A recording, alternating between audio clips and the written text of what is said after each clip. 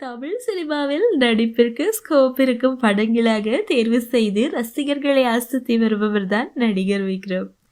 இவர் நடித்த படங்கள் அனைத்தும் வெற்றி பெற்றதா என்று கேட்டால் இல்லை. ஆனால் இவரது நடிப்பை உழைப்பை பாராட்டாத ரசிகர்களே இல்லை எனலாம்.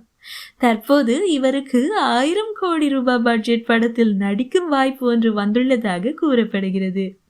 RRR பட வெற்றிக்கு பிறகு SS ராஜமௌலி தெலுங்கு சினிமாவின் முன்னணி நாயகரான மகேஷ் பாபுவை வைத்து பிரம்மாண்டமான படம் ஒன்றை இயக்கி வருகிறார்.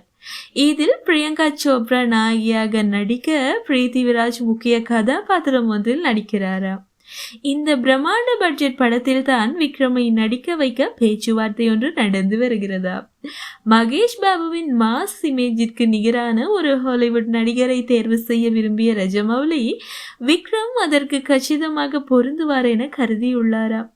இந்த கூட்டணி உறுதியானால் மகேஷ் பாபுவும் விக்ரமும் முதல் முறையாக இணையும் படமாக இது இருக்கும்.